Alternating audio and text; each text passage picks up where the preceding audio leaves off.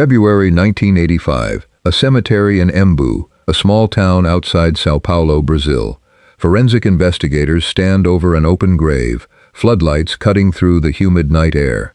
A backhoe has just pulled a rotted wooden coffin out of the earth. Inside, a skeleton, yellowed, brittle, missing most of its teeth. A German forensic dentist kneels beside the bones, comparing the jaw to a set of decades-old dental x-rays. He looks up.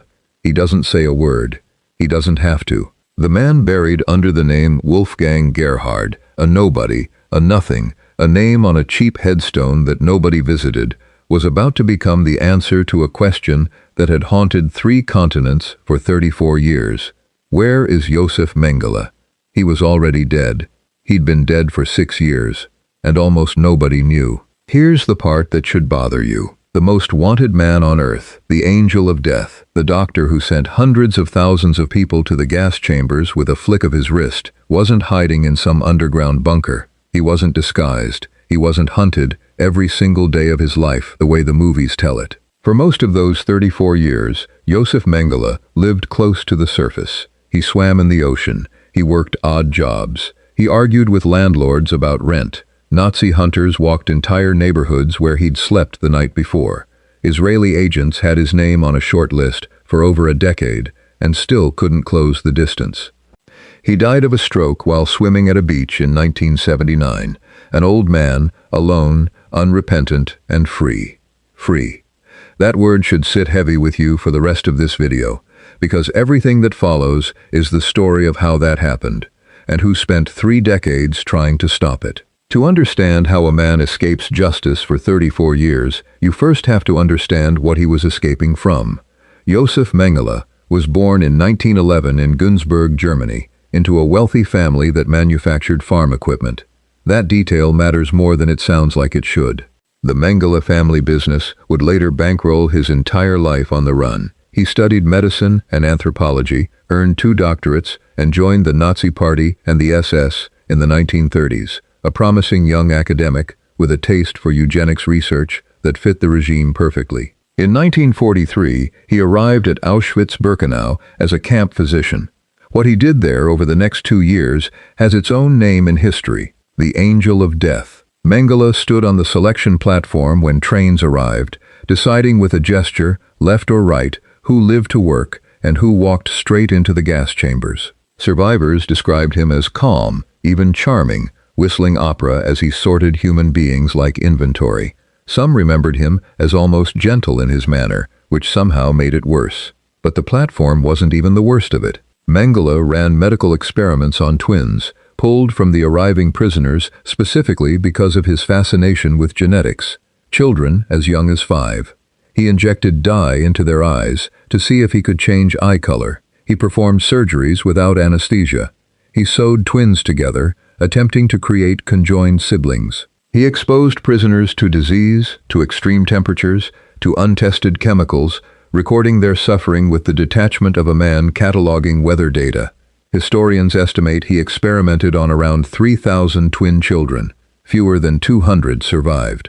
When the war turned and the Red Army approached Auschwitz in January 1945, Mengele didn't panic. He packed his research notes, his specimens, and walked out ahead of the liberation, blending into the columns of retreating German soldiers. Nobody stopped him. Nobody even knew to look. That's the through line you need to hold on to for the rest of this story, because Mengele's escape didn't happen once, in 1945. It happened over and over again, for 3.5 decades, and every single time it worked, because the people chasing him were always one step behind, one document short, one tip too late. And the man who made sure they kept trying, more than anyone else on earth, was a Nazi hunter named Simon Wiesenthal. Wiesenthal was a Holocaust survivor himself, a former architect who'd spent the war in a string of concentration camps and came out the other side with a singular mission: hunt down the men responsible, one by one, for the rest of his life, if it took that long. He worked out of a cramped office in Vienna, building files by hand, cross-referencing survivor testimony, shipping manifests, and post-war immigration records, long before anyone called this kind of work forensic investigation. By the late 1950s, Wiesenthal had Mengele's name near the top of his list, and he was closer than most people realize. In 1959, an Austrian court issued an arrest warrant for Mengele. West Germany requested his extradition from Argentina, where intelligence suggested he was living under his own name, barely hiding at all, running a small woodworking and machinery business in Buenos Aires under the alias Helmut Gregor, hiding almost nothing but a document trail. And this is where the story gets infuriating, because Argentina's government, under pressure from a network of ex-Nazi sympathizers and corrupt officials who'd built entire post-war lives helping fugitives disappear, sat on the request. By the time anyone moved, Mengele was gone. He'd fled to Paraguay, then Brazil, always one border ahead of the paperwork. This wasn't an accident, and it wasn't just Mengele being lucky. After the war, an entire underground railroad existed to move Nazi war criminals out of Europe and into South America. Historians call it the ratlines. Catholic clergy, sympathetic to fascism, corrupt immigration officials in Argentina and Paraguay, and a network of ex-SS men already settled abroad worked together to provide fake passports, safe houses, and new identities. Some of these networks operated with the tacit knowledge of officials inside the Vatican, a detail that remains one of the more uncomfortable, still contested corners of this history. Mengele used at least two aliases during his years on the run: Helmut Gregor and later Wolfgang Gerhard, the same name that would end up on his gravestone. His family's farm equipment company back in Günzburg wired him money for years, quietly, through intermediaries and shell transactions, funding a fugitive's life of relative comfort while millions of his victims' families were still counting their dead. Paraguay proved especially useful. In 1959, with the help of a local Nazi sympathizer network, Mengele obtained Paraguayan citizenship under his own name, a legal shield that made extradition even more complicated, since Paraguayan law at the time offered strong protections against removing citizens from the country. By 1960, the manhunt had a new urgency and a new player. That May, Israeli Mossad agents captured Adolf Eichmann, one of the chief architects of the Holocaust, off a street in Buenos Aires and smuggled him to Israel to stand trial. It was one of the most audacious intelligence operations in history, and it sent a message to every Nazi in hiding across South America. Nobody is safe. Mengele was reportedly staying with friends less than a mile from Eichmann's house around the time of the capture. Some accounts say he was warned just hours before Mossad closed in on Eichmann and fled that same night, vanishing into Brazil's interior with little more than the clothes on his back. He would spend the rest of his life haunted by the fear that Eichmann's fate was coming for him next. It never did. Not the way it did for Eichmann, anyway. Mossad did put Mengele on their target list, and for a period in the early 1960s, he was reportedly considered a higher priority target than Eichmann had been, precisely because of the scale and cruelty of his experiments on children.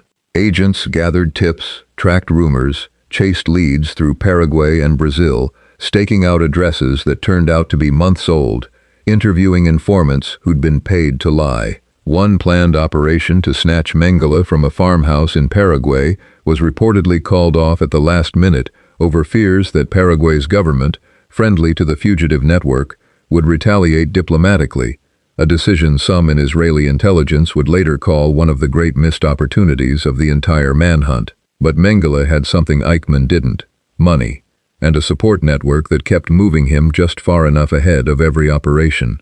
He lived for years under that Paraguayan citizenship, granted through bribery and old Nazi connections inside the government, then relocated again to Brazil, where he took shelter with a family of Austrian immigrants, the Bosserts, who knew exactly who he was and sheltered him anyway. Some accounts suggest partly out of ideological sympathy, and partly for money quietly funneled from Germany. He lived under the Wolfgang Gerhard identity, working small jobs, managing a modest farm property, growing older, grayer, more paranoid. Former acquaintances described a man plagued by migraines, back pain, and a persistent fear that every stranger on the street was a Mossad agent. He kept diaries. He wrote self-pitying letters to his son back in Germany, complaining that the world had misunderstood him, that he'd simply been a doctor following orders, that history would eventually vindicate him. Not once, in any surviving document, did Josef Mengele express remorse for what he did on that selection platform. Here's a detail that should stop you cold. In 1979, the year Mengele actually died, Simon Wiesenthal was still publicly stating he believed Mengele was alive and likely hiding in Paraguay. West German authorities had a reward on his head worth over 1 million Deutschmarks. Israeli operatives were still actively working leads gathered from South American informants, and the entire time, the man they were hunting was already 6 feet under a cemetery plot in Embu, Brazil, buried under a stranger's name, because on February 7, 1979, Josef Mengele suffered a stroke while swimming in the ocean at Bertioga, on the Brazilian coast, and drowned. He was 67 years old. The Bossarts, the family sheltering him, panicked. Reporting his real identity to authorities would have exposed their own decades of harboring a war criminal, so they did the only thing that made sense to them. They buried him under the false name he'd been living under for years, Wolfgang Gerhard, and told no one outside a small circle of accomplices. For 6 more years, the most wanted man in the world stayed exactly where the hunters couldn't find him, not because he was clever, but because he was already gone, and the lie outlived him. The break came in 1985, not from Mossad, not from Wiesenthal, but from a joint operation by West German police, working leads gathered through raids on the Bossart family home and pressure on Mengele's surviving relatives in Germany, who by then had grown tired of the financial and legal burden of protecting a ghost. Investigators traced payments, letters, and coded correspondence back to a grave in Embu. In June 1985, that grave was exhumed under floodlights in front of international media and forensic experts flown in from West Germany, the United States, and Brazil. What followed was one of the most closely scrutinized forensic investigations of the 20th century. Forensic anthropologists, including a young American specialist named Clyde Snow, who would go on to become one of the founding figures of modern forensic human rights investigation, examined the skeleton bone by bone. They compared skull measurements against old Nazi personnel photographs. They matched dental records against wartime medical files pulled from Mengele's own SS documentation. Ironic, given how meticulously the Nazi bureaucracy had documented everything, including the man who tried hardest to erase himself.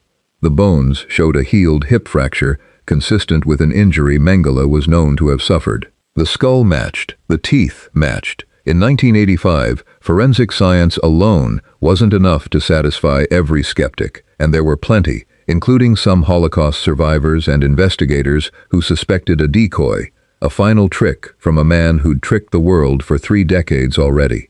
That doubt lingered for years, until 1992, when DNA testing, a technology that hadn't even existed when the exhumation happened, was finally applied to tissue samples preserved from the remains. The result was conclusive. Josef Mengele was dead, and had been since 1979. Simon Wiesenthal, who had spent over 2 decades certain Mengele was still alive, somewhere, breathing, hiding, mocking every failed operation to catch him, had to sit with a strange, hollow kind of closure.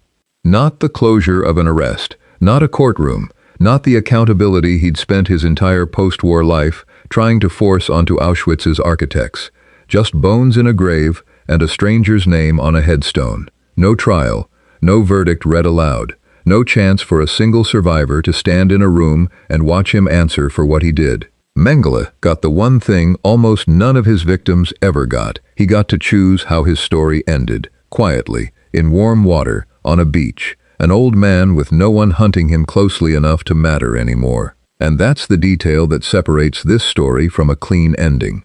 Because somewhere in the world today, there are still survivors of Mengele's experiments, elderly now, some of them twins who watched their siblings die on his operating table and lived the rest of their lives carrying both the physical damage and a question nobody could ever fully answer for them: why? A group of these survivors, known as the Mengele twins, has spent decades since giving testimony, preserving records, making sure the story doesn't get filed away as a closed case just because the man responsible is confirmed dead. Some have returned to the site of Auschwitz itself, decades later, to speak publicly, to make certain new generations understand what happened on that platform.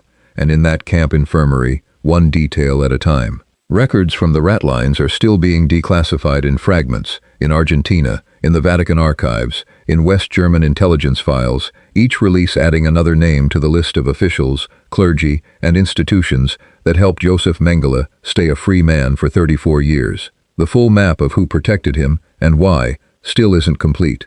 Somewhere, in an archive nobody's opened yet, there's probably another name.